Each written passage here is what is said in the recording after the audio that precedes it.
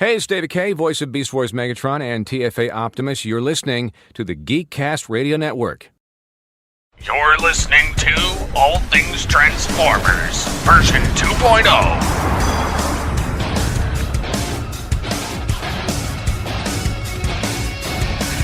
Transformers!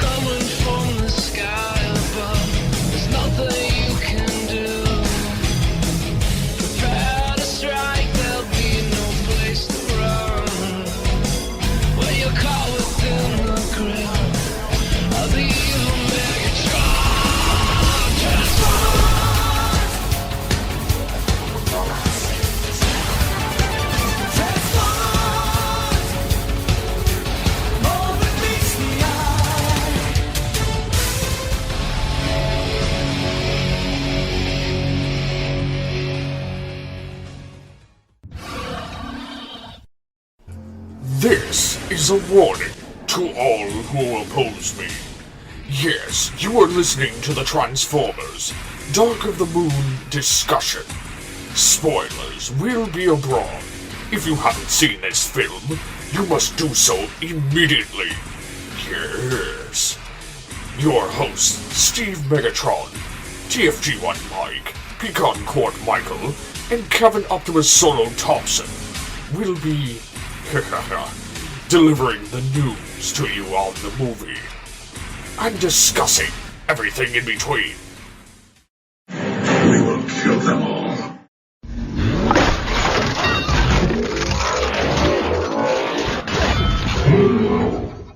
Hello, and welcome to All Things Transformers version 2.0, episode 11. I am your split personality host, Steve Megatron Phillips. Joining me for this very explorative discussion are my usual class band of GCRN idiots. Yeah, and it's not what it says in the script, damn it. I know, I changed it to hosts. From hosts. Okay. TFG and Mike, hello. Hello. Hello, it's Optimus Solo, or as Mike just termed me earlier in the day, Optimus. What do you call me? Optimus asshole. Yes. Very nice. And of course, that's the voice of Michael Wilson. Hello. Hello. Hey, how's it going? I was gonna say, yeah, you gotta wait till he does his little catchphrase thing. I know, Yes, I I didn't know. get that in there. Hey, how's it going? That's Before Steve really starts, I do have to say one thing.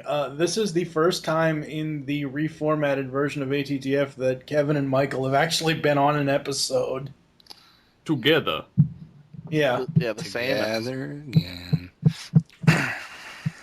Yes. Just the two of In a us. case... Wow. I see we meet at last. At first, at last. How about second and third? Nope, those don't count. Yes, and of course, today we are going to be discussing Transformers Dark of the Moon. We're discussing Pink Floyd. They do drop that reference in the movie.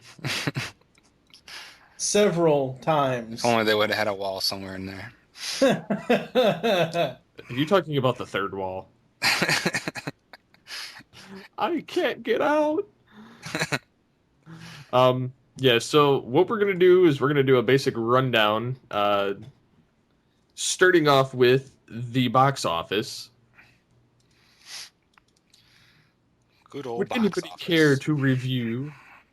Well, so far it's been doing pretty dang good. I think it's just broke the top 50 of all time. It's at like 49 or 45 or something. So, It's the highest grossing film so far. of this year, yeah. Yeah. Of 2011, yeah. I was seeing something like 660 odd million total. Yes. And I'm not sure if it's opened in China yet. So they're That's a still good they're point. still expecting like money to come in from China and Japan, and they're saying that if the whole thing doesn't get derailed completely, by the last Harry Potter movie, which comes out at midnight tonight, then Dark of the Moon could be looking at over $1 billion gross. Domestic-wise, it's at 277, which puts it 49th domestically. It's getting ready to catch Meet the Fockers. And worldwide, it's at $693 million. And it's number 45 on the list, just below Twilight Eclipse. Oh, God. And above that is Transformers, the first film. Yeah. And then above that is Twilight New Moon.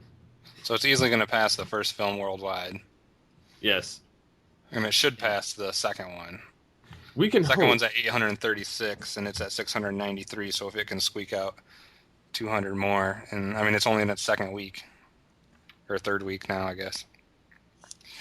So it has some time. I mean, I know they peter off pretty quickly, but it's still pretty young. I mean, Harry Potter will take some from it, but it'll keep going for a little while.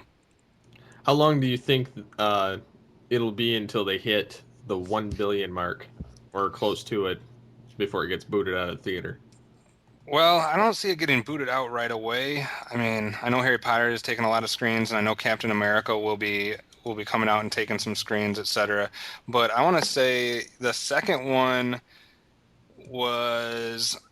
had about, let's see, 1, 2, 3, 4, 5, 6 weeks before it started to drop, like big time.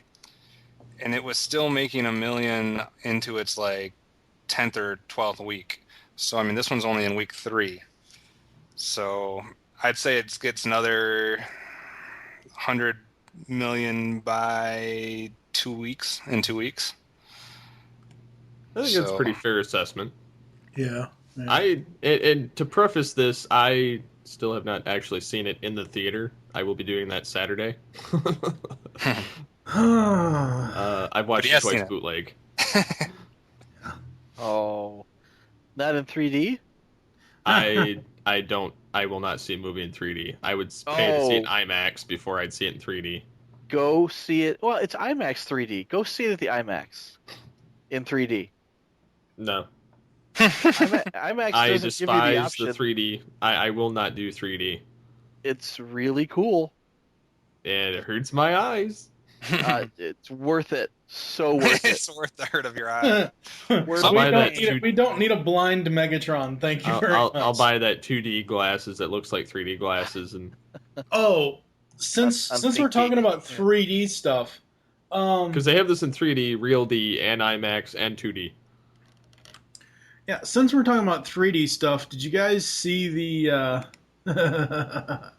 the Dark of the Moon Transformers 3D glasses? No. Would that be the Optimus Prime mask? No. Let me see if I can find it here. Oh, those $200 sunglasses?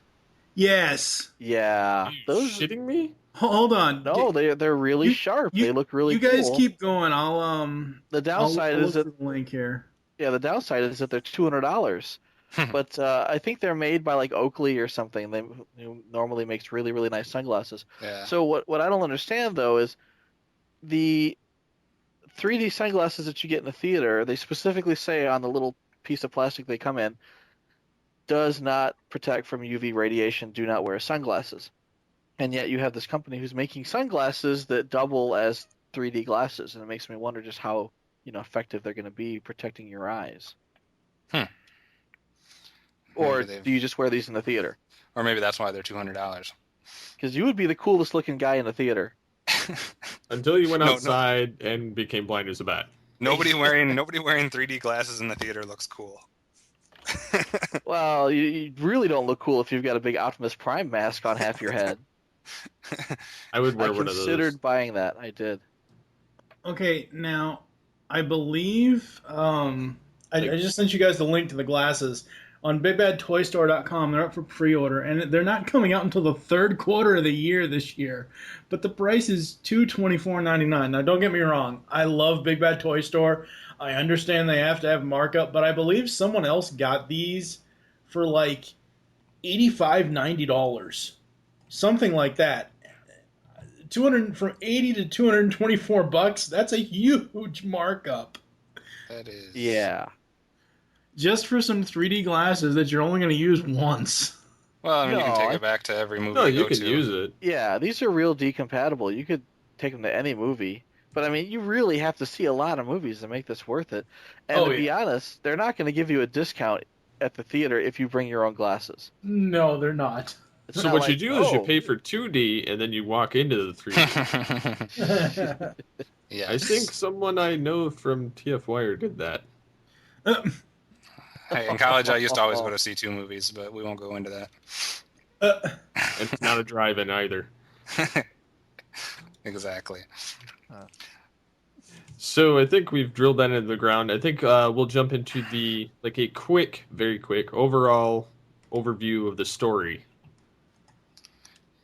Dun, dun, dun. It's all yours, Mike. Botch it away. Fuck you. Everybody else sit back and enjoy. Yeah. The basic gist of it is it centers around the United States-Russian space race, but instead of just having it the space race, they mark it around an event of one of the Cybertronian ships crashing. And then, of course, we have to rescue Sentinel Prime, but it turns out that Sentinel Prime switches sides. Hello, Galvatron. Megatron is still a bitch in this movie. And was even name-called as so. Yeah. I do disagree with you calling Sentinel Prime Galvatron, though. No, he's But- more... Damn it. Okay, well, what I mean by that is it's the fact that it's fucking Leonard Nimoy, and Oh, that's yeah. the first thing I Gotcha. hear is... I know Sentinel Prime, the character in the movie, is not Galvatron, but just the... Megatron is it's- almost. Not really. Yeah, he is. The insane version of Megatron. It's kind of like Galvatron. No, he's more like the burnt Anakin Skywalker. You know, I got to give the writers credit this time around because the Decepticons actually have a sneaky plan. Like, it's all this... It's conspiracy done right instead of throwing, giant asses up in our faces in IMAX. I think we get that anyway. No, not in this movie we don't. Yes, we do. Except this time Okay, it's a well, nice all right, ass. well, giant male asses from Sector 7, okay? Are you happy now? I was happier seeing her ass up on this. I know, exactly, but that's my point. You don't have John Turturro's ass blazoned across the screen this time around, thank God. It's all about getting these pillars to make the space bridge, which I don't know. The space bridge to bring Cybertron to Earth. It's basically a G1 episode is what this movie is. And the human that helps him is like Dr. Arkeville. But a more badass version of Dr. Arkeville. Not quite But as he's a old. very rich That's version true. that doesn't look like a fugly mad scientist. Right. Well, So basically, it's you also got Mike's favorite It's- character, Sam, trying to convince everybody that the Autobots aren't bad. It's a rehashed G1 plotline. There you go. The speaking of G1, I was reading a review that Walkie did, and he spelled it all out here. Basically, Megatron's master plan is Yeah. about the human traitor and the Autobots being forced to leave Earth by a spaceship, and then the ultimate doom was Decepticons want to bring Cybertron to Earth, and then at some point you've got Megatron sitting in the Lincoln Memorial instead of Lincoln, which is a scene right out of Atlantis Arise. Yeah. So you've got all these G1. I mean, they literally just spread out a bunch of G1 episodes in front of them and picked some really, really cool bits and put them all into their script. And there's some comic reference in here as well. Plenty. Not only did they use the Autobots having to leave the planet and blowing up the ship in G1, they used it in the Dreamwave G1 comics. Yeah. And Oh, Sentinel that Prime's basically straight out of the comics. Yeah. Yeah. And then Sentinel's basically like Nova Prime. Nova Prime sided with the Decepticons and became evil and so that he could unite their race or whatever and keep them so they could survive. That's what the gist of that is. It's the same story with that. Huh. And then Megatron being scrapped, and in his kind of like hillbilly way that he's got in this film, reminds me of one of the issues of the G1 Marvel comics, where he's kind of just floating around. He's got all this power and energy and everything, but he's just kind of there. Yeah. And then, of course, you have the rest of the plot with, like we said, the Autobots going off in the shuttle, it exploding. We later find out they're not on it, even though we obviously knew that they weren't going to be on it. And then it's just a race, basically, between the Autobots and the humans against the Decepticons as far as trying to stop them from bringing Cybertron to Earth and destroying Earth. That's the gist of the plot. I think there's nothing much more to say. Yep. Not a whole lot of plot. It's kind of a cobbled together, storyline that's meant mostly to bring a bunch of robots on screen to fight each other. And everything we just said was in the first 60 minutes, and then the rest of the movie is the last battle. Yeah. Yep, pretty much. They destroyed Chicago. That might be the best part of the movie. It's It's like the longest battle ever. It's like War of the Worlds. Where's Tom Cruise when you need him? Yeah. That was quite the long battle scene, that's for sure. Now, talking about the battle scene really quick before we move on, Michael, did you get to see any of the filming of that? I saw some filming in Chicago. Mm-hmm. I'm not sure which parts it was. I remember around the time that I was in Chicago, they were showing pictures, on like TFW, of Patrick Dempsey and Shia LaBeouf fighting. And this is toward the end of the movie where he's like, "You picked the wrong side," and he's kicking him off this concrete thing. Oh, okay, cool. At the end. Now, I didn't see that, but I knew they were filming that like the day before I got there.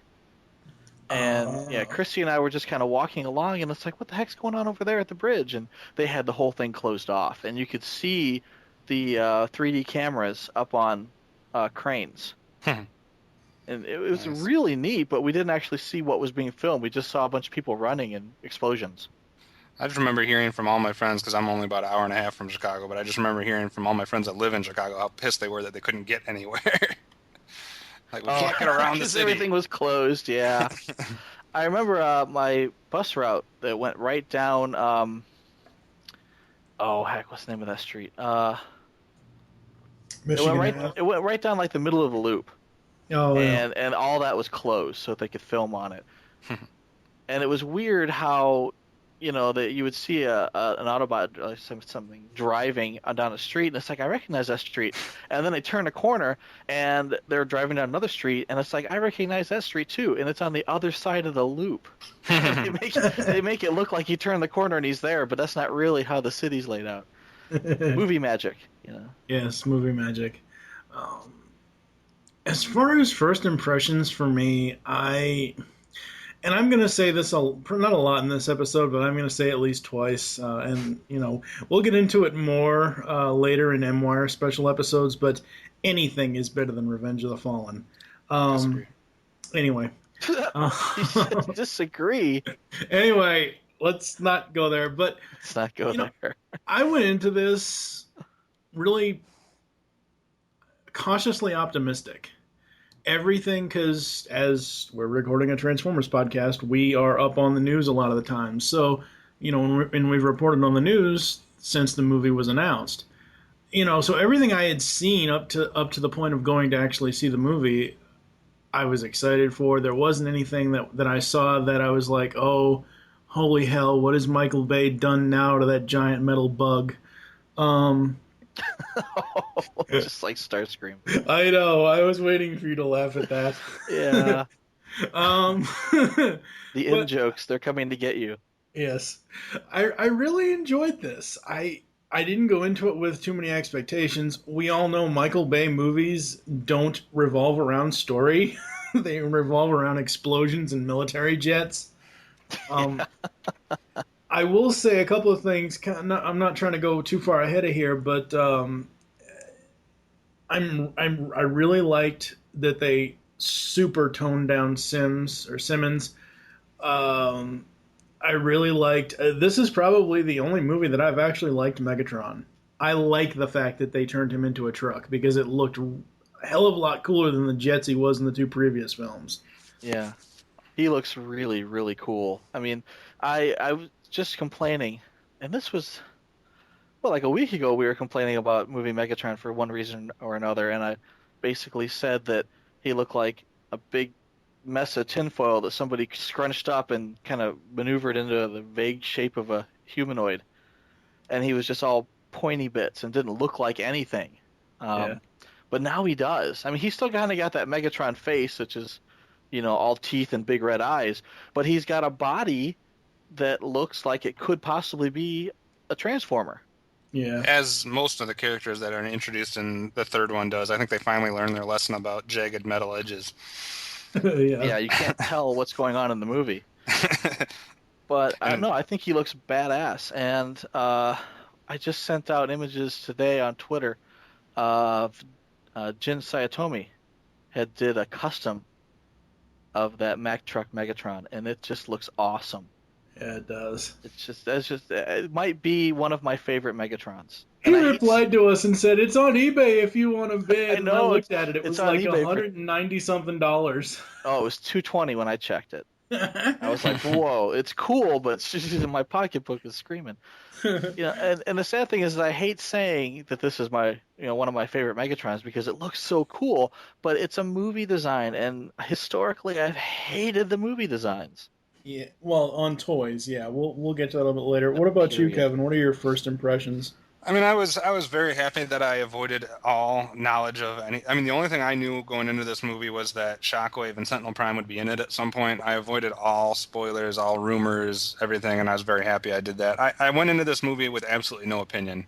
I wasn't optimistic. I wasn't pessimistic. I just was going to see a summer action blockbuster and let's see what I thought about it.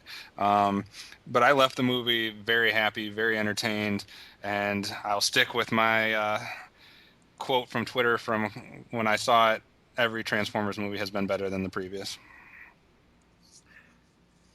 Yeah, I'd agree with that. What about you, Michael? What were your first impressions when you first saw it? I really liked it. I mean, I had no reason not to like it. I was kind of under the impression that they were going to do better this time than they did the second time. Yeah. I mean, Michael Bay had basically come out in public and said, "Yeah, I kind of screwed that last one up, but the next one's going to be really good, I promise." And so I was taking him at his word, and I was going in saying this is going to be pretty cool. Now, like I said, there's not a whole lot of story, but it's big on action, and there was a lot to like, and especially for G1 fans, there's a lot more to like here than there was in the last movie, and even probably a little more to like here than there was even in the first movie. Even though Optimus Prime didn't say freedom is the right of all sentient beings. And you can't go into a movie like this expecting a story. Expecting a great story. Exactly, right. Especially after the last debacle. I wasn't expecting anything. But it turned out really nice. And they introduced some new characters that I liked. I mean, Alan Tudyk. Tudyk? Yeah. Tudyk. Wash? Tudyk. Let's just call him Wash. Wash? Yeah, Dutch. He was awesome. So if you're a Firefly fan or a Serenity fan, then it's Wash. But he's awesome. He stole the show. Now, in the last movie, they tried to introduce new characters, and it's like, why is this character in here? Why Sam's college roommate? What the hell? Why is he here? He's here to be the butt of the twins jokes. The twins. Why the hell are they here? I mean, it's just one thing that could have been cut out of the movie after another. This movie was tight. I couldn't find anything that I would have preferred to have cut out. I can. But we'll get to that in a minute. Oh, okay. Yeah, I'm just like, I really liked it. I've heard other people complain about it, and I'm not entirely sure if they have valid complaints. Yeah, I'm just saying. And Peg Leg Megatron, what about you? Don't talk about me like that, I'll cut your bars off. But anyways, yes, I did say that to you. Just give your thoughts already. Okay, Candy Ass. I watched the movie for the first time and found myself, because I had a bootleg copy, fast forwarding a lot. Whoa. Really? Because it, to me, felt like it was dragging on in a lot of places. For instance, the scene with the whole scenes of Sam and his girlfriend, like, having to set up this job bullshit. Complete waste of my time. Nobody gives a fuck about Shia or the rest of the story. Give us some goddamn robots. At least with the 60s clips, that's what it was about. So I didn't have a problem with that part. I was glad when they moved past Sam being a little douchebag and got to the actual, story. And I wasn't entirely happy with Megatron, but that's a different story entirely. Although I will give you this, that this is the best portrayal of him in the 3 films so far. Right. It's just, yeah. But the first movie where he had one line, and the second movie where he had 4 lines and got his face cut off. Exactly, yeah. Yeah, this movie, I liked him better than the other 2, but that still doesn't say much. Sentinel, badass. Just no way around it. Just badass. Yeah. As far as the battle in the city, it was fine, but I felt like I was watching Revenge of the Fallen again, where they're doing the 45-minute run to go give the Matrix to Prime. Yeah, I kind of agree with that. I agree with that to the point of the building. The building leaning over like that was a constant slow burn. Like, I was fine once they hit the ground and actually started just running with it, but it's just... It felt like it dragged in too many damn places, and it was annoying in that sense. And then the fact that they introduce these Decepticons, or they reinvent them, and they really don't get any screen time other than just to destroy shit. There's no dialogue. There's not, it's just...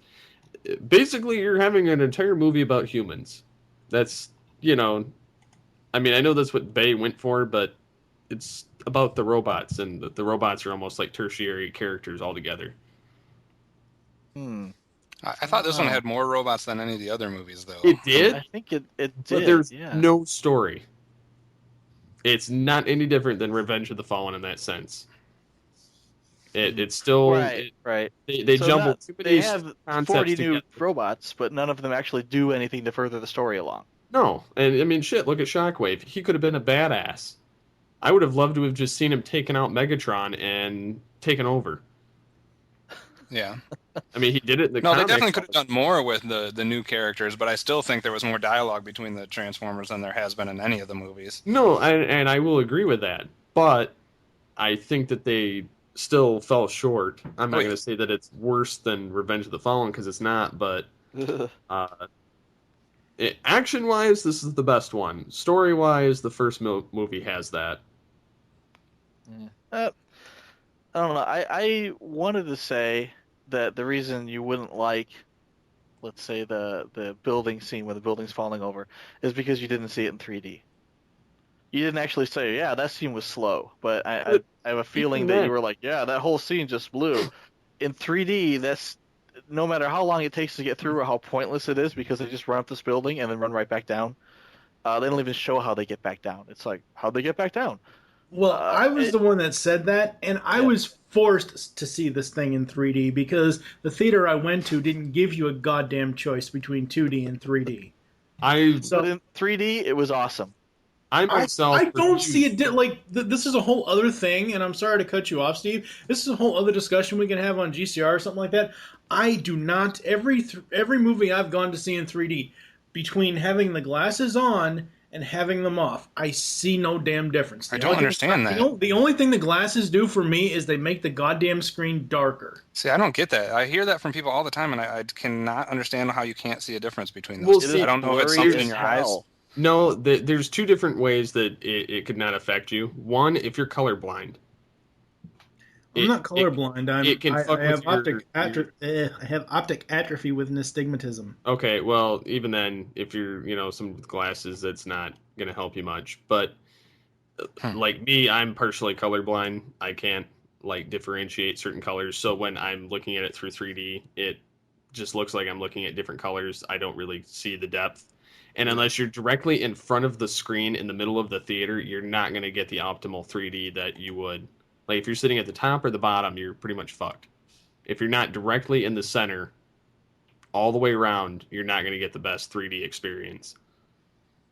I never thought about that because I've never not been in the center of a movie theater. We'll see, because I sit at the top Ah. when I go to the theater, and that's more so because I don't want people around me or more so behind me throwing shit, because I live in the ghetto and I have to put up with people's bull crap every time I go to the theater, which makes it almost not worth going. But Yeah. that's a side point.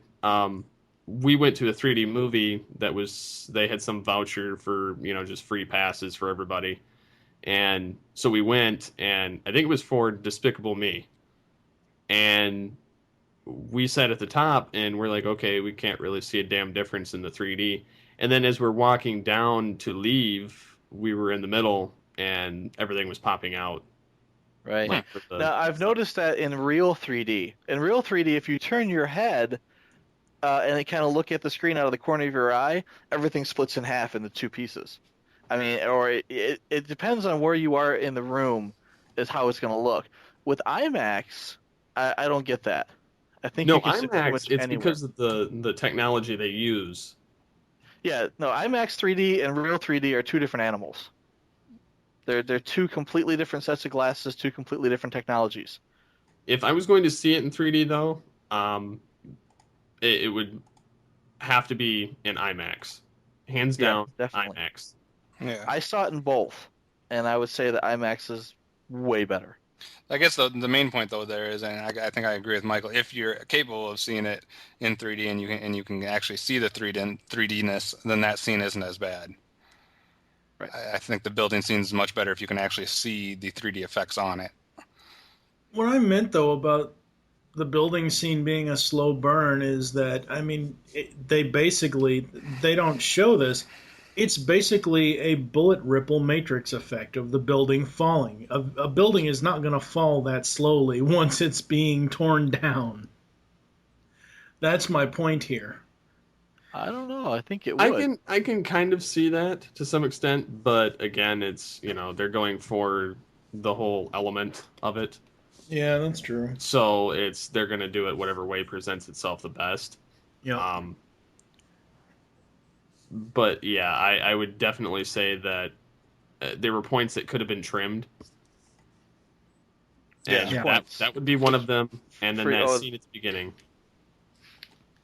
Well, or just of Sam trying to get a job? To me, that was all pointless. They could have just, because they turned him from, hero to pansy. And then... Well, it was pointless. Some parts were pointless, but they did need to set up the fact that he was no longer the hero type guy. Like he had fallen on bad times, and people didn't listen to him. They kind of needed something so that to set up the fact that he wasn't in with the Autobots, and like there was some distance there. I mean, I'm not saying they had to do it exactly how they did it, but there was a character development there as far as he's not the same character that he was in the past two movies. He's actually trying to grow up. He's no longer a teenager. It's not a boy in this car. They're completely separated now. And he's kind of got this, crappy replacement vehicle that kind of looks like Bumblebee, but it's a giant piece of shit. And it's got the same biatch thing in the window.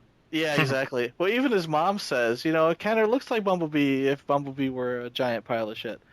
I cracked up. I love the parents. I think they're awesome characters. I think they're good characters, but I don't think that they needed them in here either.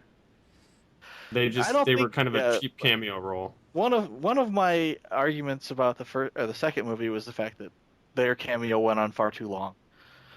Yeah, the second movie, I will agree. This was a nice, short, and sweet cameo. Exactly. I think that they needed to be there, especially after Sam's car broke down and they had to drive him all over the place. But the fact is he's at his lowest point now. I mean, he's unemployed. His parents are kind of like, "What the hell's wrong with you?" His father is like, "What the hell's wrong with you?" It kind of sucks that you don't have a job, and and he has saved the world twice, and he just wants to be useful. And the fact is he's not going to get that chance right off the bat. He's got to work his way up. He has to pay his dues. And he just doesn't feel that he has to. He's like, well, hey, I saved the world twice. What the hell, man? And you feel that. I mean, it comes across. And just before it gets too dark for him, you get John Malkovich in with the comic relief.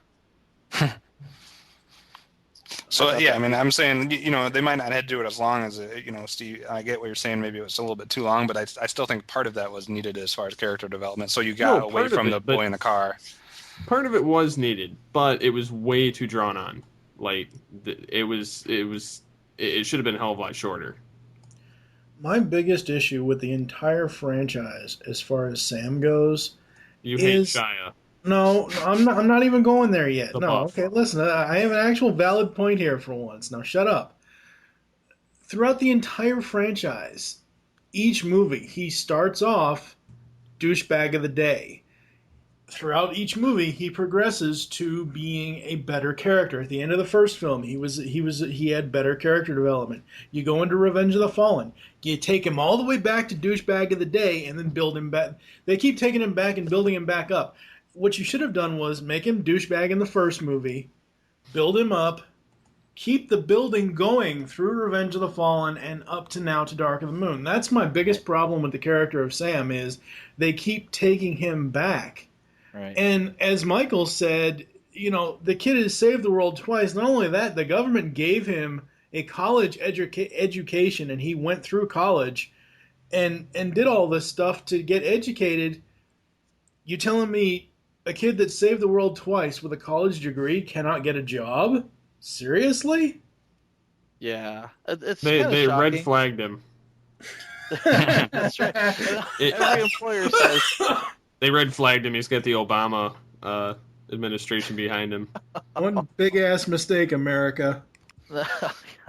Every employee I'm says, not commenting. oh, you've been flagged by the FBI, I see. And it's like, yeah, about that. So, I mean, they basically didn't do him any favors by having that on his permanent record. And he can't talk about it. He's under a gag order, so he can't say, yeah, I kind of saved the Earth that time. And they can't. Yeah, he's frustrated. He's just at a bad point. Transformers camp? Yeah. And the thing is, go ahead, Mike. He spends the beginning of the movie just being a giant douchebag, and it's like, how did he get this girlfriend? I mean, this ridiculously hot girl in this ridiculously awesome apartment, and they explain how he met her, and they don't really explain why she likes him.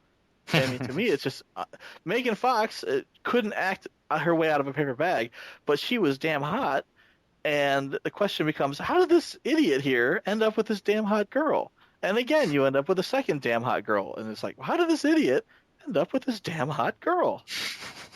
I tell you one thing I could have done without the entire movie is that whole goddamn bunny scene in the beginning. Oh my god. No, because you see, she was wearing like panties and little else while she was holding the bunny. She's like, come play with my bunny. I enjoyed it. I enjoyed it. Steve, the reason it drew out so long, the reason the whole Sam angle drew out so long at the beginning was because they filmed their 50-minute battle scene for the end, and then they were just scrapping for shit to make it long enough to be a real movie. Oh, okay, that makes perfect sense. We got to come up with another hour's worth of crap. But yeah, I agree. Scenes that she's not involved with maybe dragged more on than the ones that she was involved with, though. Yeah. We should talk about the acting, because this girl can't act either.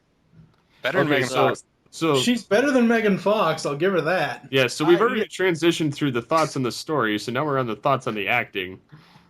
For those keeping track with our rundown.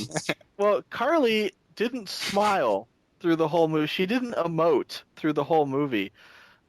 She kind of looked upset. She kind of, puffed her lip out a little bit at Sam at one point when she dismembered the bunny. But other than that, she didn't really emote at all. And there's people that say online, I've read, that, the one scene where she actually did look like she was doing something, she wasn't doing anything at all. She's just kind of standing there dumbfounded as things blow up behind her. And it's like, well, that's her one look. She's standing there with her jaw open, like, oh.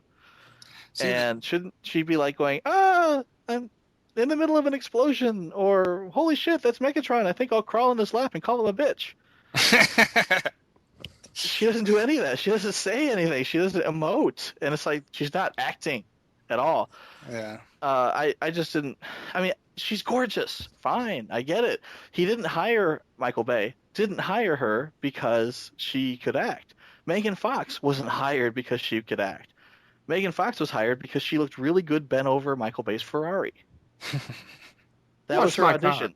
That's exactly that was her audition. Wash my car, and she did. And he went, "Yeah, okay, you're hired." I mean, it plucked her from obscurity. Nobody knew who she was, and made her, one of the, nation's hottest actresses overnight.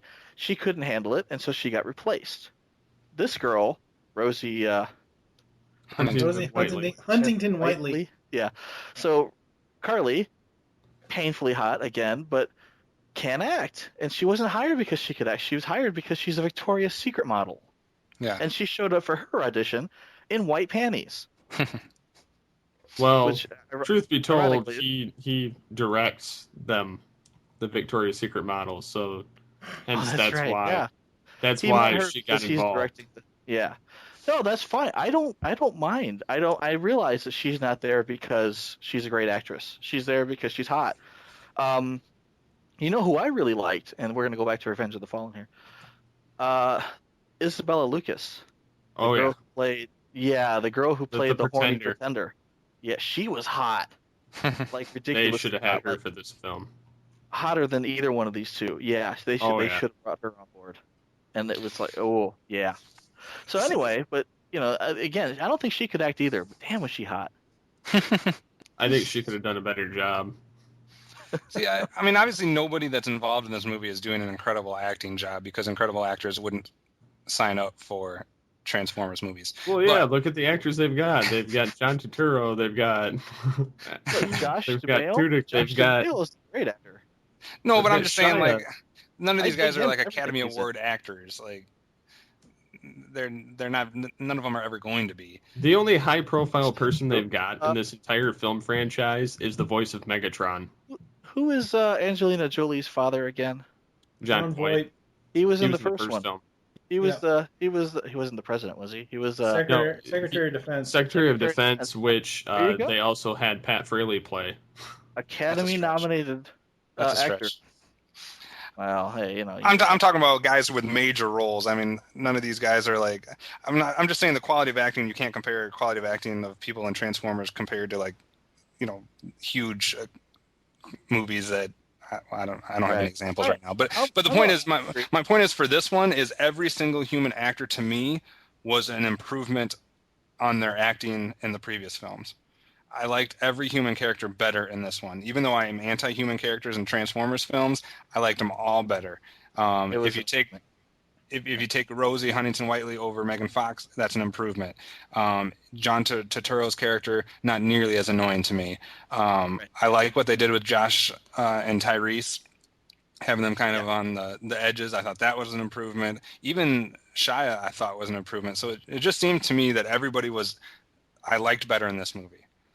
Right. I'll give them all credit for that. You know who can't act to save their own life? Even worse than Rosie? Buzz Aldrin. Oh, you leave the astronaut alone, damn it. He's an old man. Yeah, he has every right to be in any movie he wants to be in. I mean, he has earned that right. He has walked on the moon. I get it. But it's like... I wonder if he's going to be a Men in Black 3. They're going back to... Oh, God, don't give them ideas. I wouldn't doubt it. It was awesome that he was in the movie, though. No, it was awesome, but he walks in and he's like, "Hello, Optimus Prime," and he says something like, "It's nice to meet a fellow space traveler," and it's like, dude, you've been to the moon. I mean, let me tell you about all the cool places around the moon that I've been to. Right. But he walks in and he's looking at Optimus Prime, but he's not.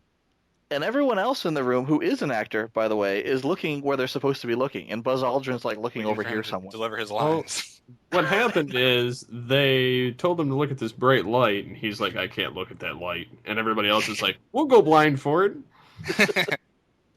I don't, Buzz Aldrin and Bill O'Reilly, both the two cameos. Oh, the Bill O'Reilly, yeah, that was cool. I did like that. That was funny. Yeah. And then he's arguing with Simmons as he's getting his house repossessed. Well, they couldn't bring in Larry King. No, that's I mean, Larry King is not as bad as Bill O'Reilly is. Well, they had to get somebody as far-fetched as Simmons. Yeah. Yeah. Oh, yeah.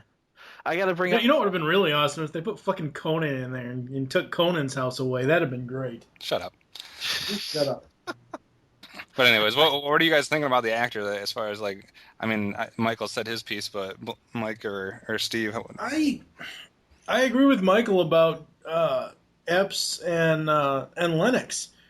That's how you build character. Their characters have developed over the 3 films, unlike fucking Sam.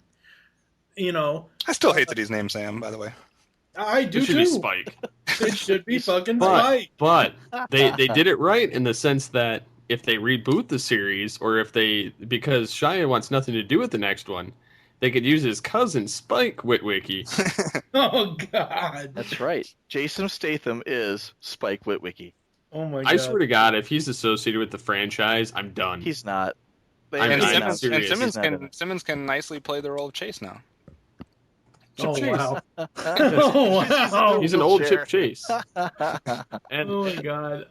It's low. As far as the rest of Alan it, like Tudyk will be. I liked Patrick Dempsey's character. I liked the way that was played out. The only time I even cared about the National Security Advisory chick. That was the only person I didn't like. She's The useless. only time I cared about her is when she and Simmons had that thing at the end during the end credits. Oh, That's like the her only character. time I cared about. But I will say, over the 3 films, the moron that they usually put in charge of being in charge of, oh my God, you can't, like that jerk in Revenge of the Fallen. It was like, you can't do this, you can't do that. I will say, she's probably the best one out of all of them. she came with her own built-in comic relief. Yeah. She had her little assistant, and she kept looking at her like, all right, are we doing this now? And she's like, The I little love assistant that. was like a Intern. No, yeah, she was an intern, but I was gonna make a Cars reference. Damn it! Oh, well, that's too bad. Shut up. She's like the pit crew from Cars. the little pit crew Hopefully guys. nobody gets that reference. Shut up. Nope. Nobody asked you, Kevin. As far as the rest of the cast, for me, it's all about the robots now at this point. I mean, Well, then we could get into that after Steve Yep. has any comments on the actual human actors. All Any that you liked or didn't like? right. Oh. Here we go. Oh.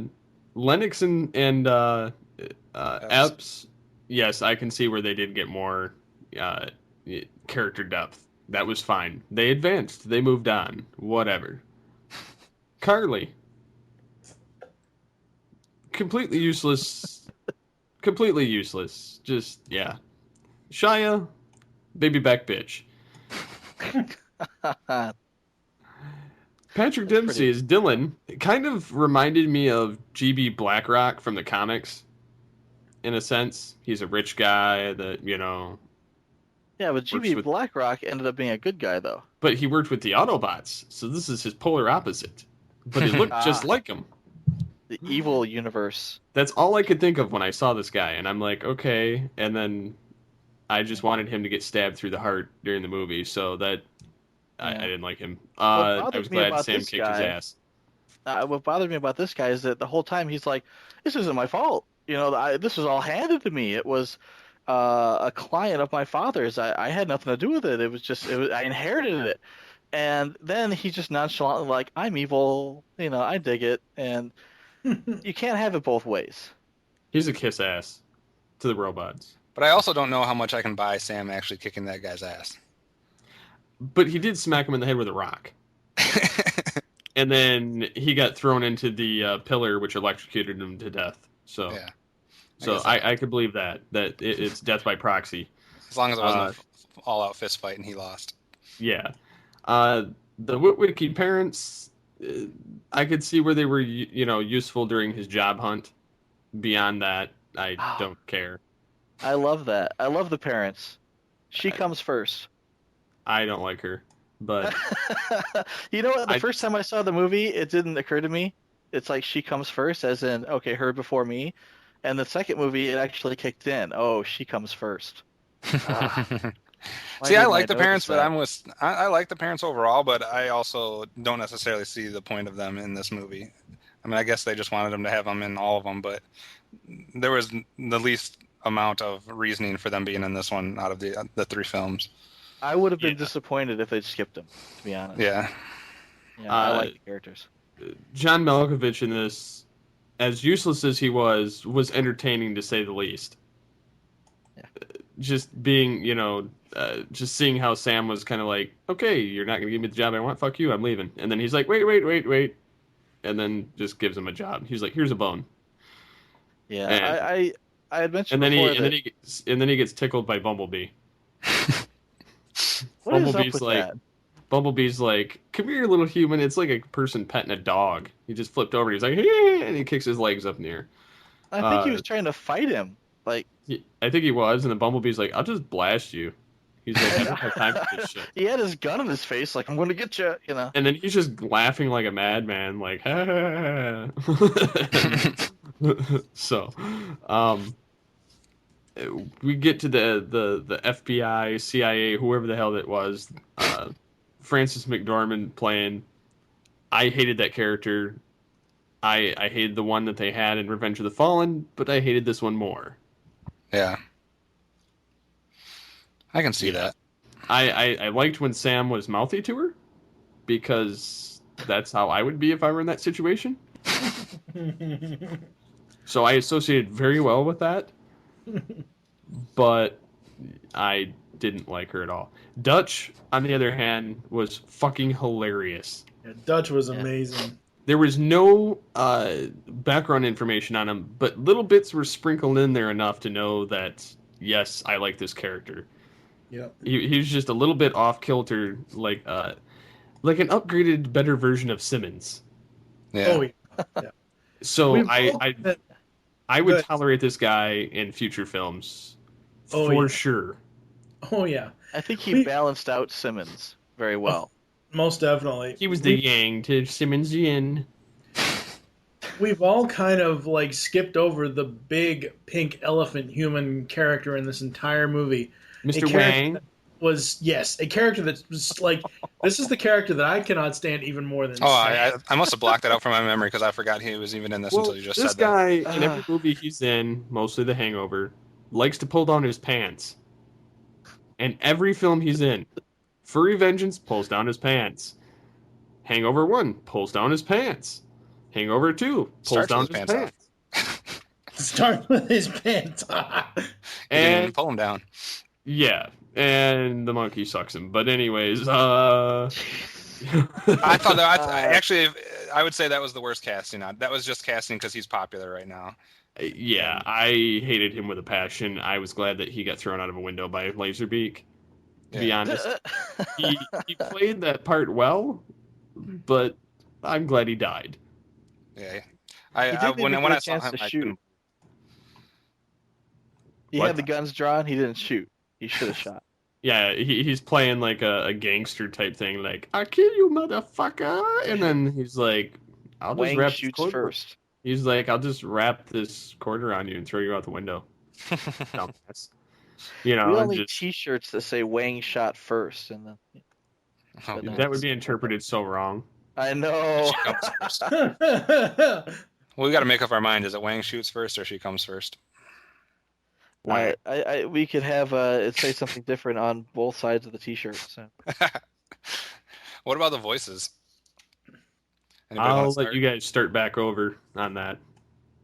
Go ahead. Go back down. We completely forgot about Kennedy. Kennedy can't act either. Most of that was a good majority of that was stock footage, though. It was. They had. I like how they recreated the stock footage, so it looked I did while it was being filmed. I liked how they did the TV, like it was actual footage from the moon and actual footage from the TV that they showed people back in the 60s. Yeah. But I liked how they worked Nixon and Kennedy and everything that they did that was based on other footage was good. Yeah. Yeah, Neil Armstrong, all of it. Right. I liked it up until they actually tried to show Kennedy's face. Like Nixon, they didn't show his face. Obama, they didn't show his face. But they did that with W in the first film on the plane. Right. They had him there, but they didn't show his face. Ding dong. Right. And I'll buy that. I like that. I think that's funny. But Kennedy, they showed his face, and it just looked really bad. Don't they know they're supposed to stick with the back of the head? Yeah, that was a mistake. They should have just stuck with like the far shots. Yeah, you went a little dark there. Sorry. So onto the voices here. I like them all for the most part. I just cannot see Buster Bunny as Starscream. I'm sorry. I just can't see Charlie Adler doing Dude, he played. I could have swore he played Starscream at one point. I know for a fact he played Cobra Commander. Mm-hmm. He's been playing Cobra Commander for the last few years on random G.I. Joe stuff. Yep. Yeah, he's done them in all the live action movies, but no cartoons or anything. Right, yeah. I don't mind that they just enlisted Frank Walker to do Shockwave for what little voicing Shockwave had. Dr. Claw. It was Dr. Claw. I wish they would have. Don't start. I wish they would have put his vocoder on for the film, right? Or at least now that he's been upgraded. Yeah. Well, I was talking about Shockwave, not Soundwave. Even then, that kind of sounded like ass. But what I was gonna fucking let me finish. What I was gonna say was to do Shockwave, really? Yeah, he was Shockwave and Soundwave. Yeah, Frank Walker was Shockwave for what little that lines wasn't even he had. English. I don't know what Frank Walker usually does not English. That's his specialty, is sounds in other languages. See, Shockwave just had those little pinchers for a face, so he couldn't actually speak in English. He can only speak in whatever language those pincers make. Hugo Weaving as Megatron, Hugo Weaving has 3 typecasts to himself. Mr. Smith, Megatron, and Red Skull. They're pretty much all the same character as far as his voice. He's a one-trick pony. Yeah. Has many he's got a cool voice, though. Debatable. It's like Lance Henriksen. Lance Henriksen has the same voice in everything he does, but he's got a cool voice. We'll get to that. We'll get to that later.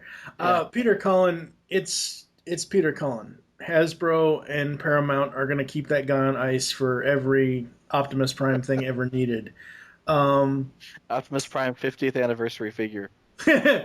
He's 3 foot tall. He turns into a truck in your living room. Watch out, people. Like 2015, there's going to be a rough patch. But anyway, Leonard Nimoy as Sentinel Prime. As I said earlier, all as I kept hearing out of the voice was just Galvatron. I'm very glad that Leonard came back and did a voice in the live action movie. I saw an interview with Michael Bay about it after the movie came out. Something about, they asked him about, like, Michael Bay's wife she's somehow... It's like her uncle, I believe. Uncle, nephew's, cousin's, aunt's, mother's dog. You know, it's that whole thing. Did you throw a dog in there? Yes, I threw a dog in there. I believe that he's married to Michael Bay's aunt. Yeah, something like that. I believe that's I thought it the was story. His wife's aunt.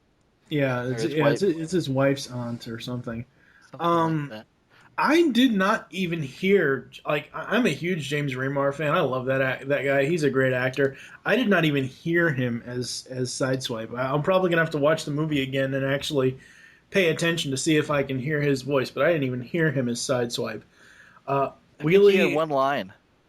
Yeah, that's probably why I missed it. Yeah. Wheeling and Brains. This is what...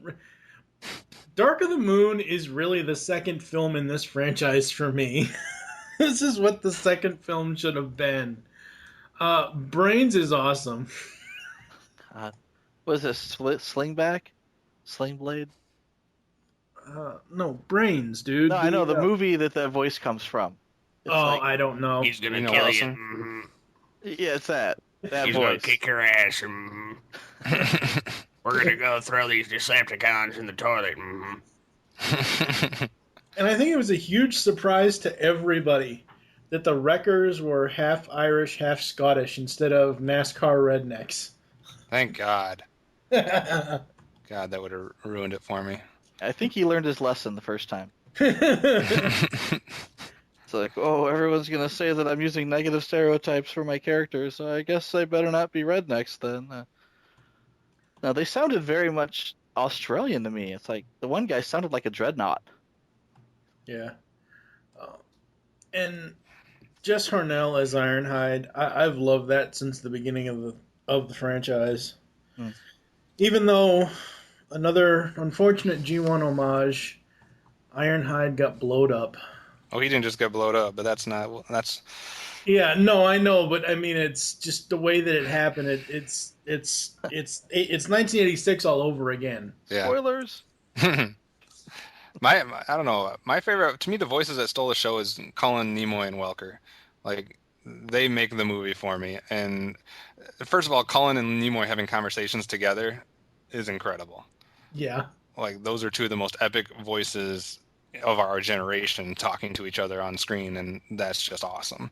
I don't care. I mean, I know you guys are going to disagree with me, but Frank Welker's Soundwave voice just, like, made me giggity. Like, I was like, that's the greatest thing ever. I know everyone likes to say it is the Dr. Claw voice, but you're actually not giving an accurate assessment, because you need to listen real closely to Dr. Claw versus Soundwave and their different voices.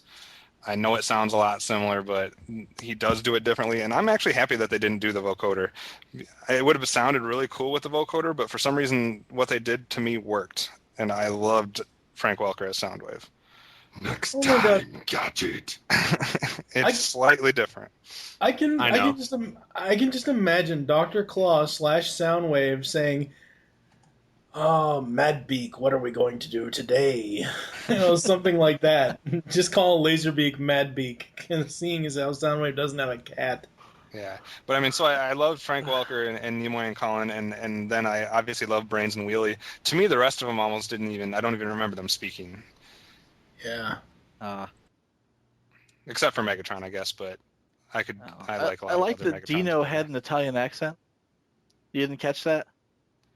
I barely, but to me, I can barely remember Sideswipe, and I'm going to call him Mirage, Wheeljack, or the Wreckers. I can hardly remember them talking. I need to go see the movie again.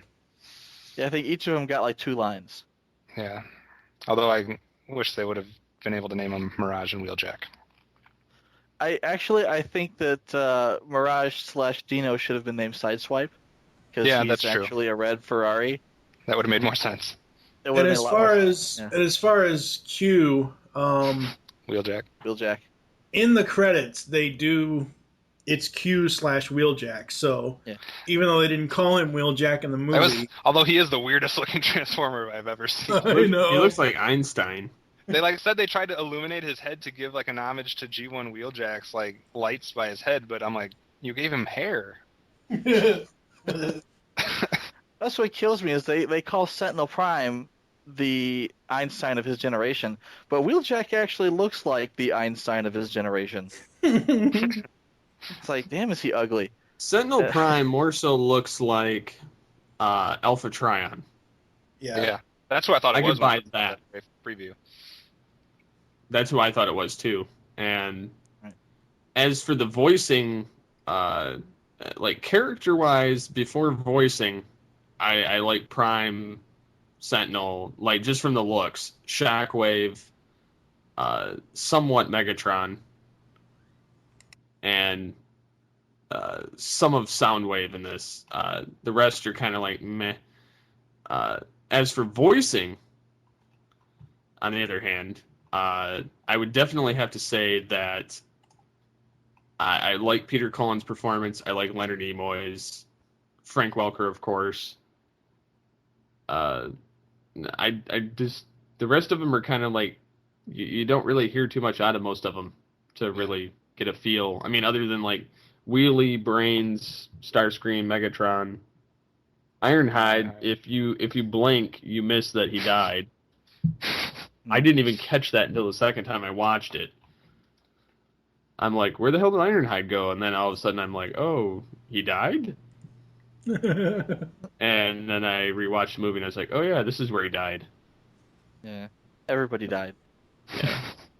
Pretty much fall at the down. end, it's like, that's how it ends. Everybody dies. Yeah. What about the Except for Prime. characters? What about the characters that weren't voiced, like Laserbeak and Steeljaw and some of those guys? Laserbeak had a voice to him. He talked, yeah. He sounded pretty cool, actually. He talked. Well, I mean, it He wasn't talked to a. Deep Wang. Oh yeah, that's right. It was Keith. Okay, I remember now. Well, I didn't even catch that Steeljaw was in it at the beginning. Like, Steel? watching it the first time, I didn't catch that. Laserbeak, it's not really the voice that I have a problem with. It's how many things does the damn thing transform into? Seriously, he's a copier, he's a TV, he's a toaster, he's a blender. He's a pink He's your bumblebee. mom. He was doing a lot of scanning. Yeah. Yeah. You think? I like the pink bumblebee. I thought that was cool. Out of all of the 3 of Soundwave's minions that they've used over the 3 films, Frenzy, Ravage, and Laserbeak, I honestly have to say I like Ravage the best, but Laserbeak was good. I don't dislike Laserbeak. Frenzy was just dumb. That was back when everybody was all spiky pieces of tinfoil. Yes. That's for sure. So that means the next movie, when they revive Soundwave, they're going to have Rumble. Michael Bay did his best to try to ruin any attempts at a new movie. That's right. They could This is technically the revive last it.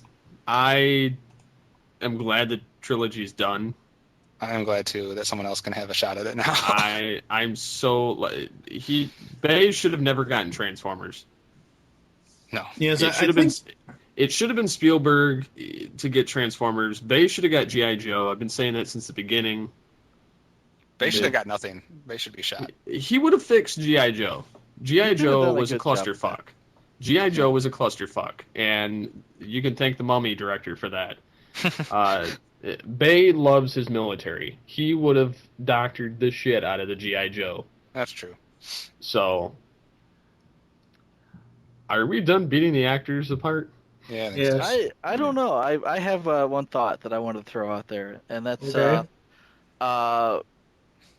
Leonard Nimoy gets cast, and suddenly we have all of these Star Trek references in the movie. Well, yeah. I like what it they makes did. me wonder.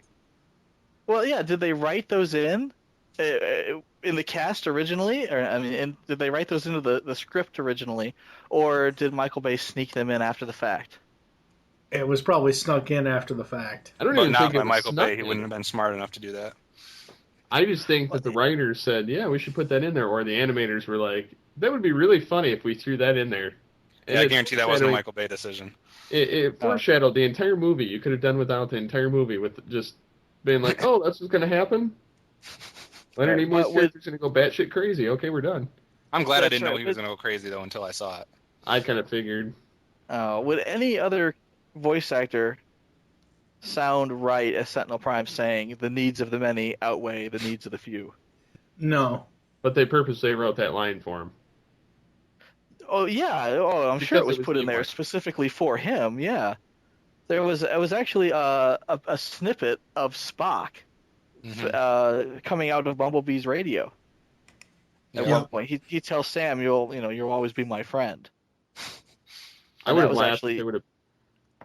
Go ahead. No, that's what I was just gonna say. That was actually a snippet of his voice that was used there, and it's like See, that's I like odd. that they 'Cause did that that. sounded like Sentinel Prime. Sam goes into Dylan's showroom and says, "This looks like the Starship Enterprise in here." Yeah, And they're all did, over the place. J.J. Abrams Enterprise. Yeah. No, it did. It looked just like that. But there was a lot of Star Trek here, and it makes me wonder, if they had used let's say, they can't get Patrick Dempsey to do Dylan, so instead they get Johnny Depp. Are they going to sprinkle in a bunch of Pirates of the Caribbean jokes in there? Or Spike My goes, God! "Arr." Stop making my brain hurt. Oh, shut up. Arr. Steve, Anyway, what were you going to say? I was going to say it'd be funny if they put Grandpa Simpson as the voice of Sentinel Prime, but That would be so awesome. That would be hilarious. Yes, it would. That Megatron sounding like Homer because he was kind of pretty much that in this film. I don't know. I Anyway. really liked it. I liked having Nimoy as Sentinel Prime. They could have called him Alpha Trion, and it probably would have made a little more sense. They And probably I'm should have guessing- called him Nova Prime because Nova Prime's the one that went batshit crazy and sided with the Decepticons. Well, the question becomes how much of IDW's scripts can they steal?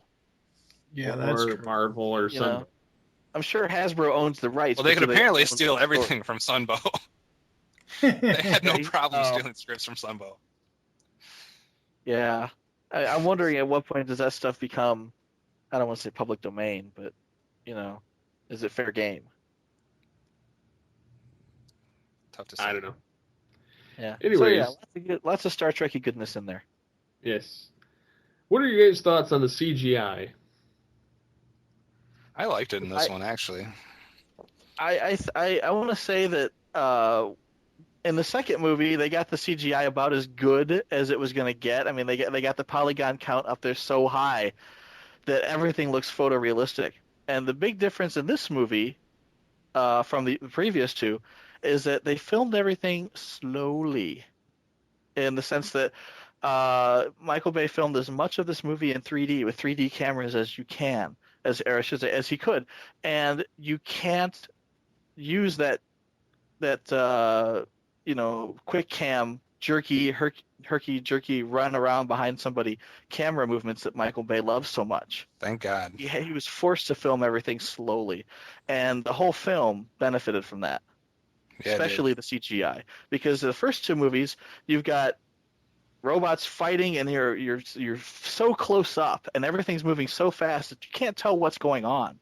The first movie, all the robots were gray. Like, I know who's fighting who, and they're it all was just jagged horrible. metal edges. Exactly. The second movie, that most of the robots had color, different colors, and when they're fighting, you could kind of tell what's going on, but it was like all blurred. It was horrible.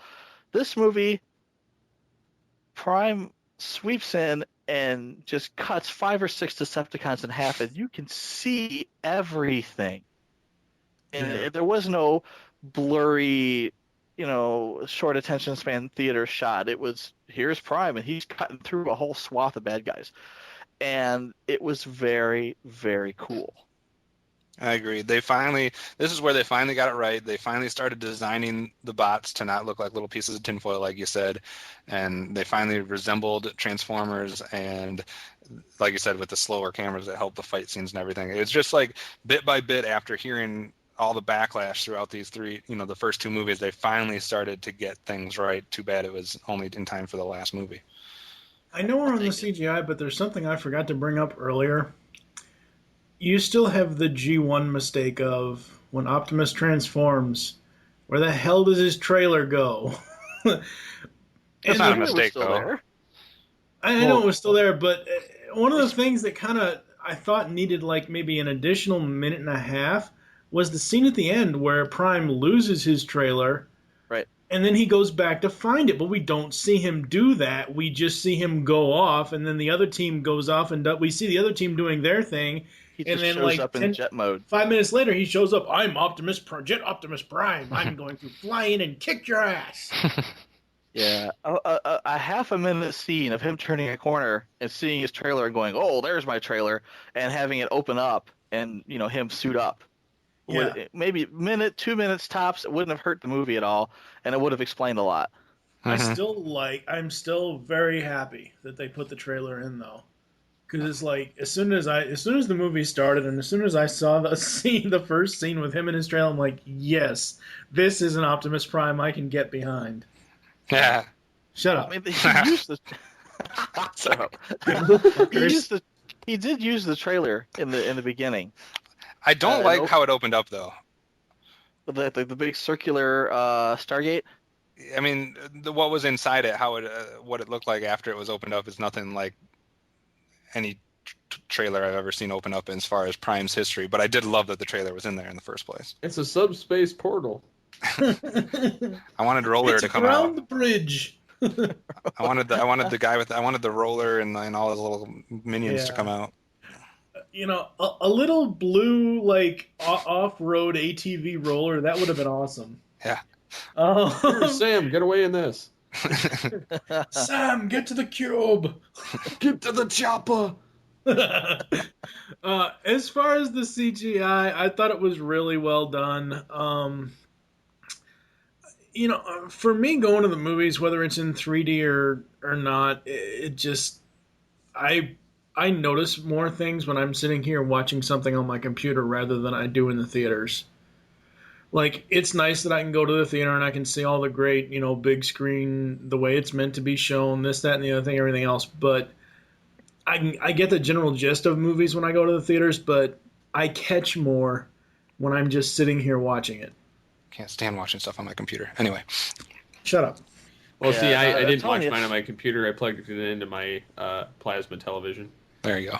There you So, go. The way I to watched see this HD. movie is at the IMAX. Go to the Yes. IMAX and see it. Agreed.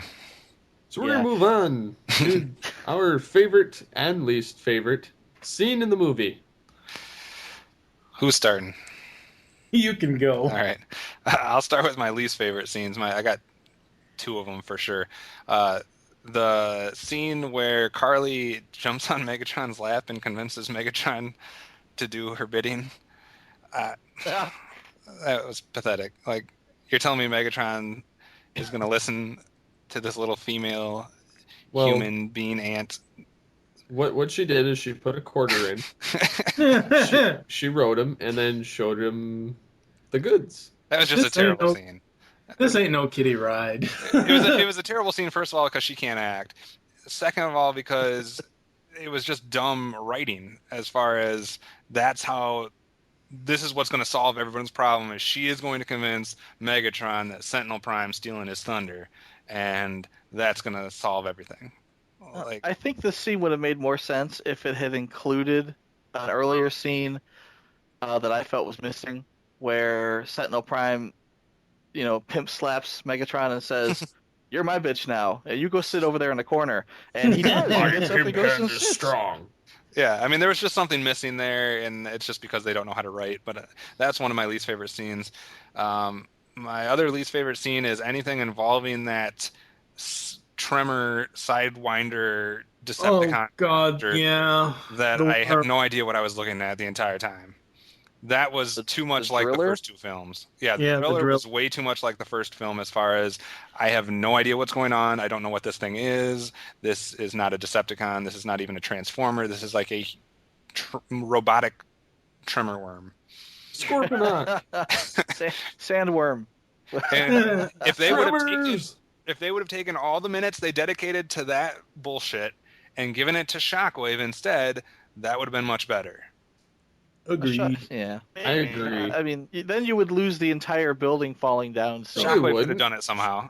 Shockwave could have just went. Shockwave had a badass cannon on his arm. He could have Pretty sure. transformed to a gun and then shot it. Exactly. He could have done something. But my favorite Shockwave scenes. got killed by humans, so how badass could he possibly be? Well, that's another fault. But my favorite scene is anything involving Soundwave, especially when he's got all the bots tied up and is ready to execute them one at a time.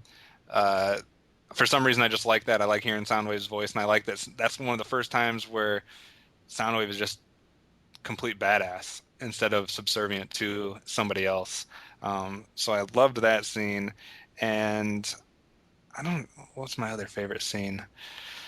Anytime that probably when Sentinel Prime kills Ironhide, because That's pretty rough. that was just harkening back to the '86 animated film, and just made me think, man, Ironhide gets the worst deaths in history. That was the scene where they were supposed to kill Skids and Mudflap. Ah, Oh God.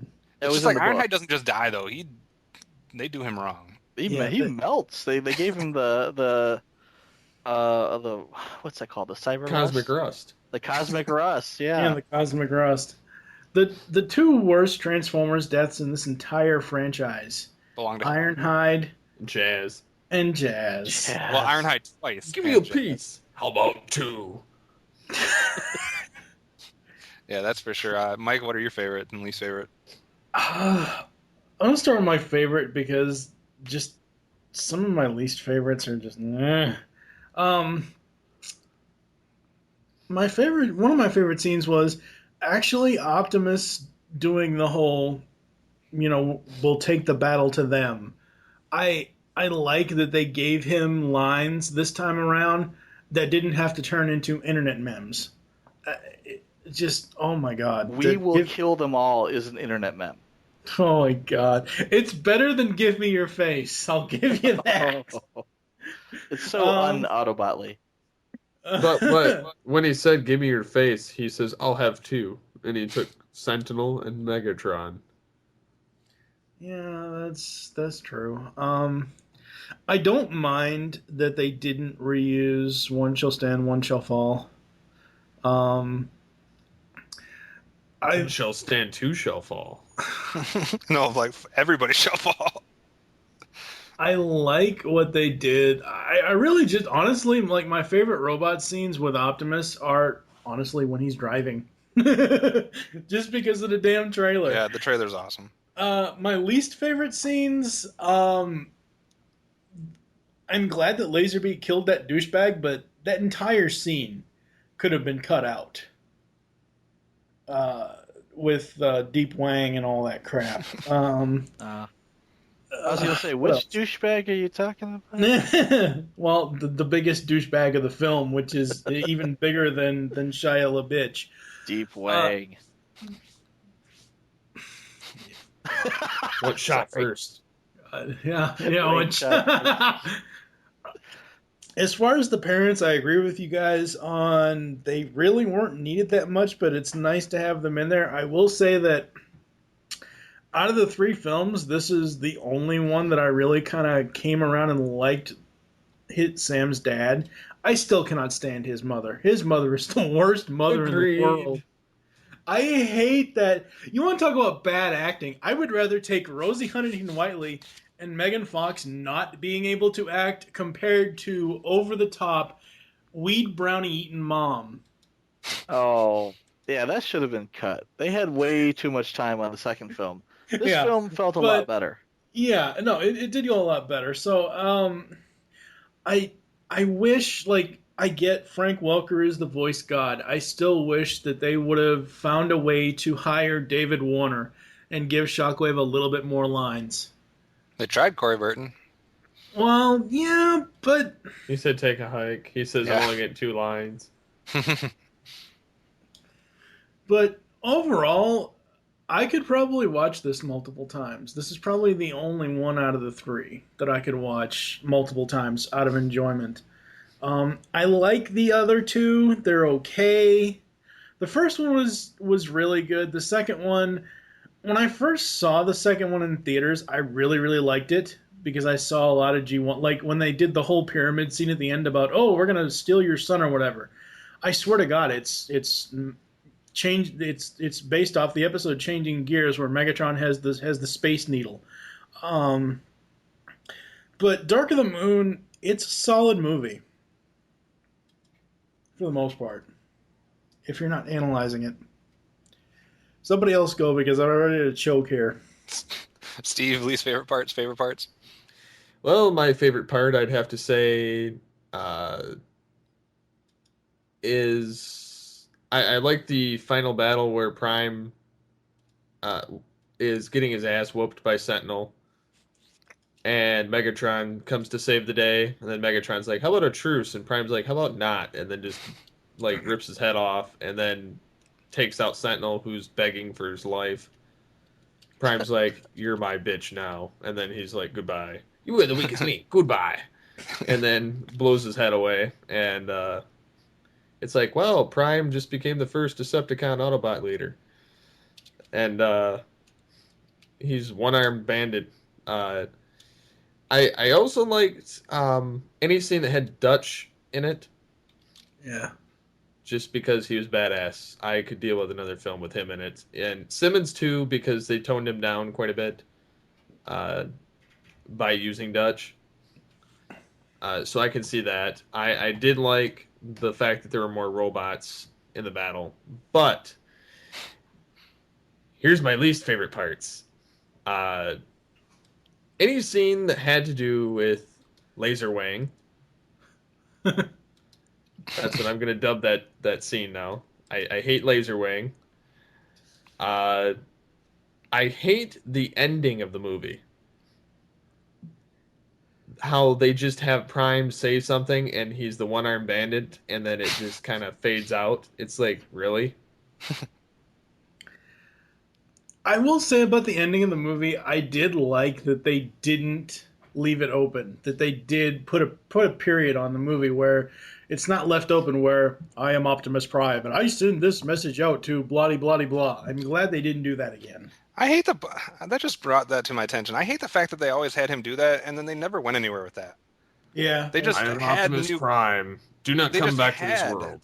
They just had new characters already in the movie. They never showed like, oh, somebody incoming. Like we've heard this message. We're coming in. They never did show it, but they do mention it in this movie. They mention it, but it's still like, why couldn't you at least spend a little bit of time showing that? I don't know. Because the movie was 2 hours and 46. It's already long as it is. Yeah, but half of it's not needed, so. Yeah, true. I don't know. I like that they put a period on it, but I don't like that I guarantee Michael Bay was just like, fuck everyone. I don't want anyone to be able to take this from me, so I'm going to kill off every major character so there's no way they can do anything with it. And that's when we get the Beast Wars movie. I swear to God, if they do that and they don't have the original Beast Wars cast, I will disown It would never Transformers. happen. They'd never be able to reassemble the cast. I don't care. They would have to get Gary Chalk, McNeil, David Kay at the bare minimum. That's why that'll never happen. You never know, but I truthfully, if they were to do a Beast Wars movie, they would have to do it in the style of how I don't know if you've seen the 2007 King Kong film, how they had the gorilla and the Tyrannosaurus Rex battling and duking it out, where they looked so real. That would work. And people for a while were taking that image of those two at the standoff, about to beat each other's ass, and they put Beast Wars the movie in the middle. Nice. Which it looked like a badass trailer. They'll combine the new Planet of the Apes with the new Jurassic Park, and it'll look something like that. Yeah, so I mean, I think it would be interesting to see them do it in that style, provided that they never touched it and they did it correctly, and kind of keeping with the Beast Wars kind of mythos somewhat. Yeah. But you're adamant about the cast? I would be pissed if they didn't use... I could see where they could swap out Gary, technically. I could see where they could swap out Ian, but McNeil and Kay... Patrick Harris as Cheetor? No! Steve, what if it's the exact same cast, but you are Megatron? Will you still disown the franchise? We would be set for podcasting for life because Steve would get paid buku bucks. That would be true. Oh, if I was Megatron, that would fucking rock.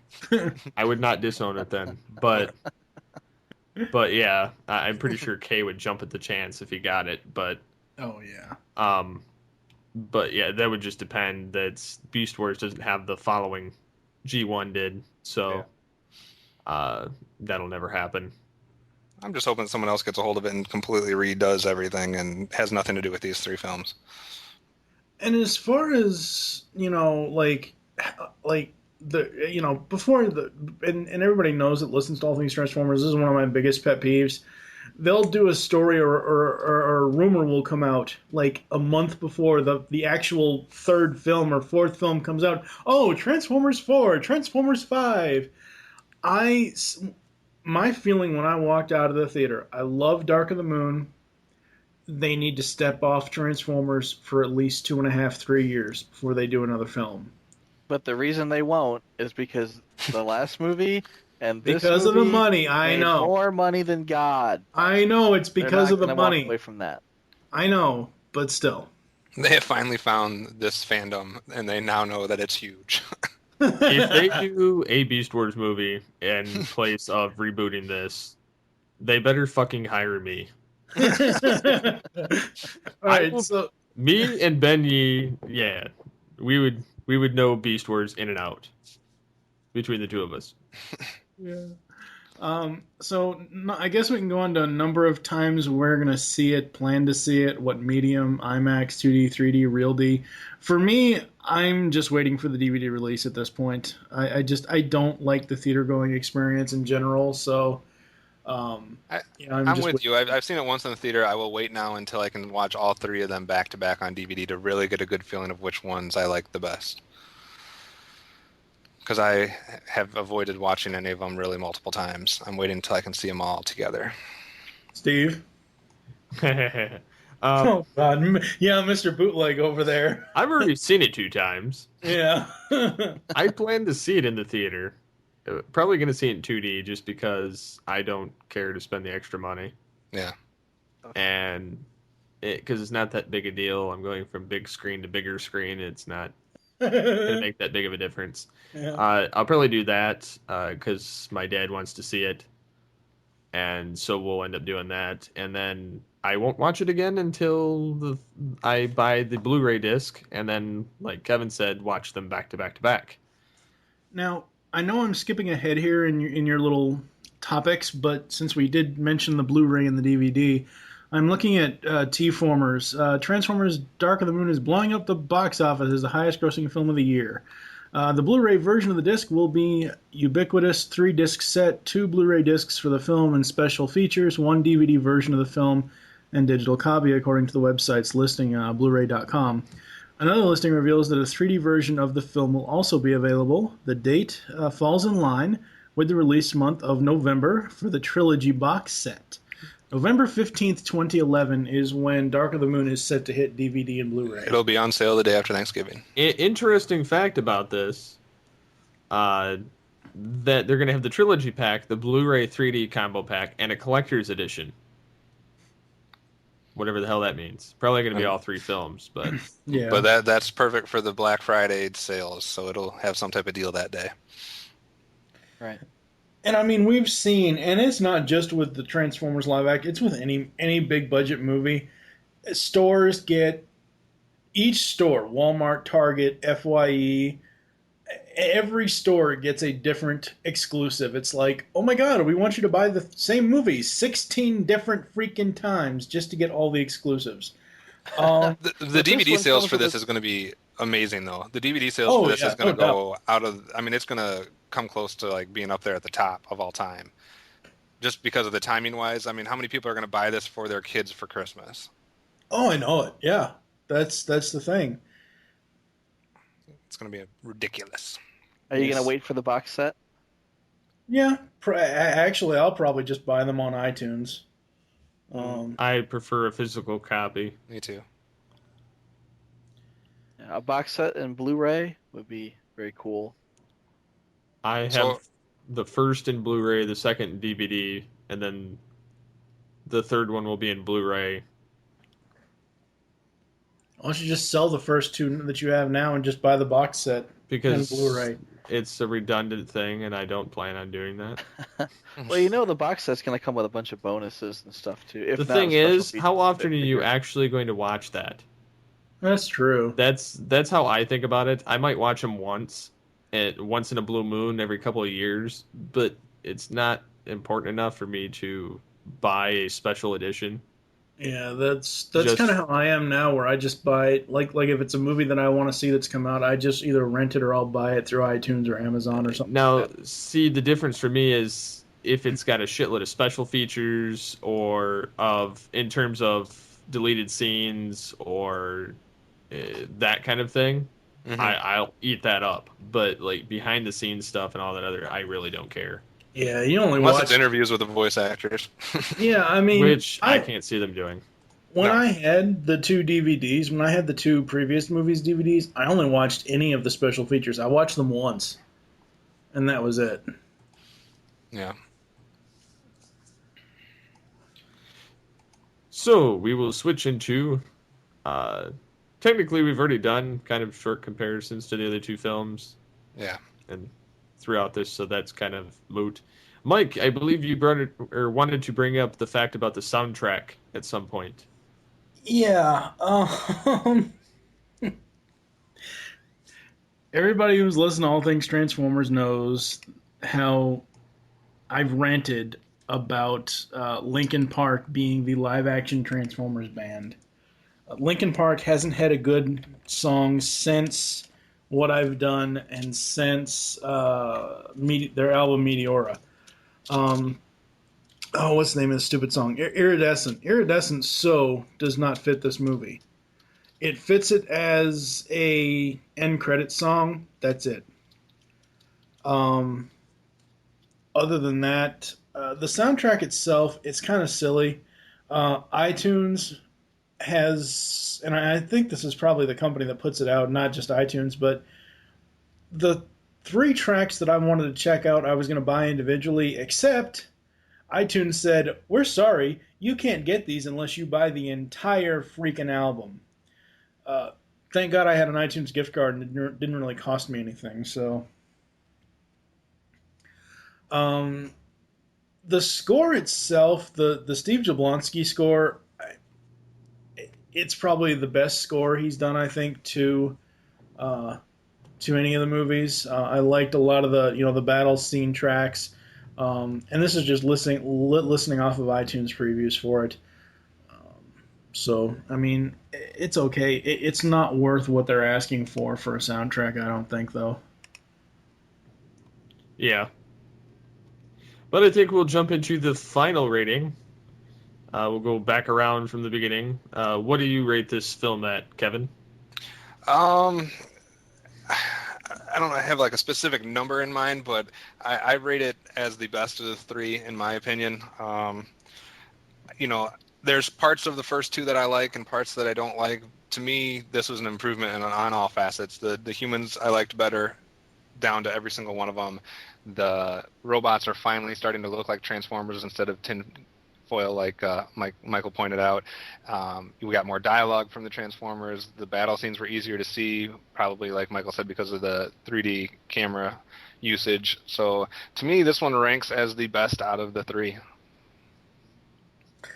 All I have to say is a 10, a fucking 10. Okay. It's a Billy Bob reference from Varsity Blues. Epic fail. Seen that?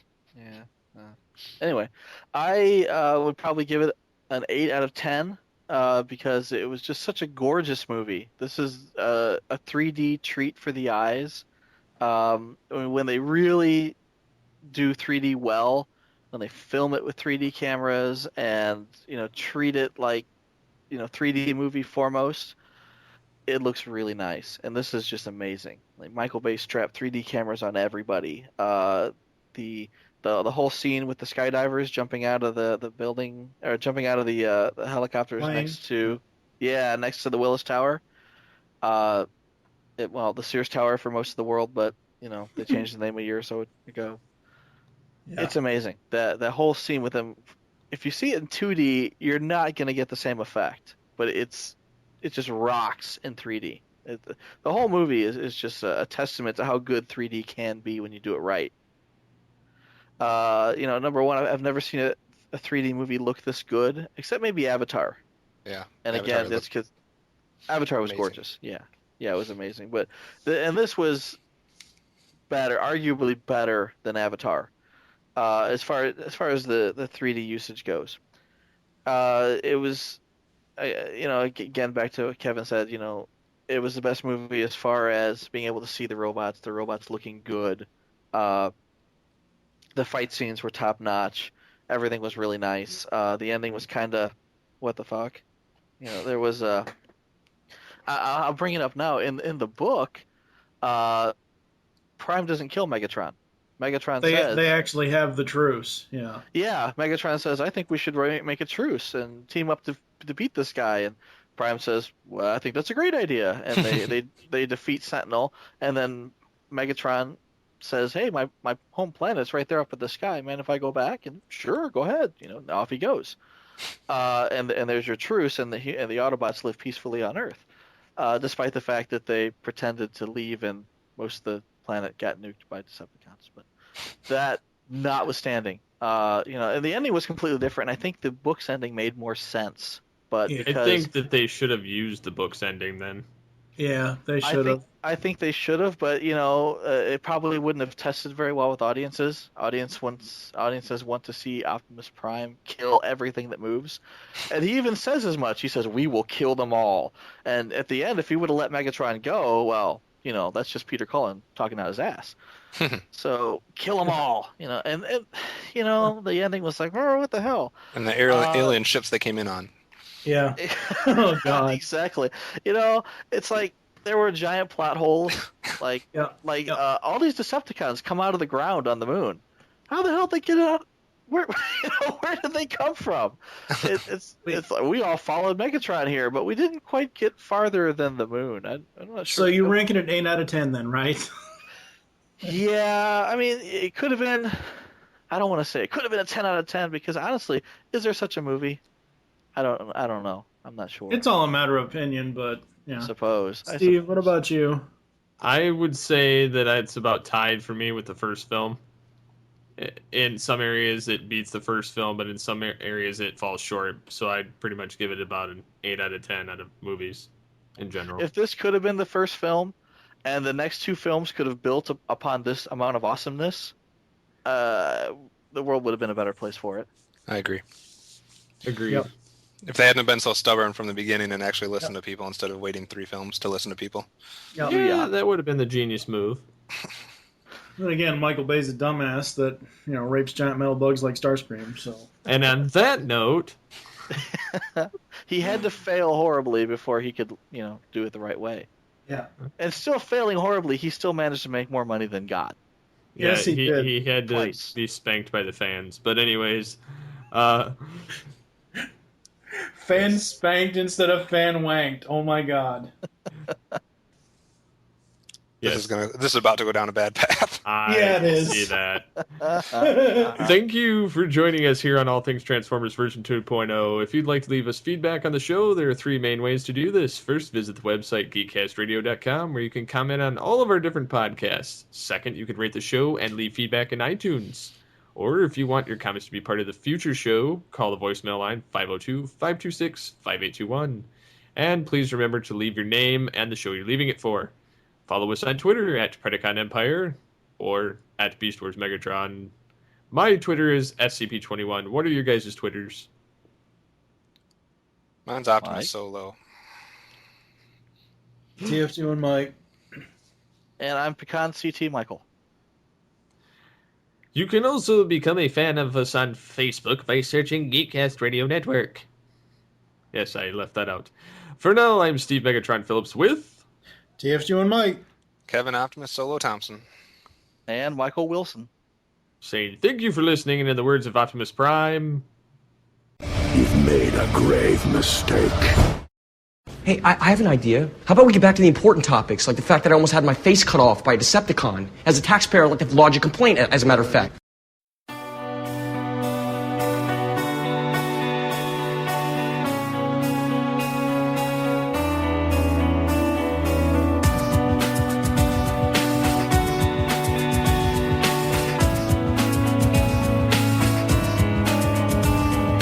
After all is said and done, you never walk, you never run. Got the moves, you know the streets. Break the rules, take the heat. You're at your best when the going gets rough. You've been put to the test, but it's never enough. You got the touch, you got the power. When our hands breaking loose, you're in the eye of the storm.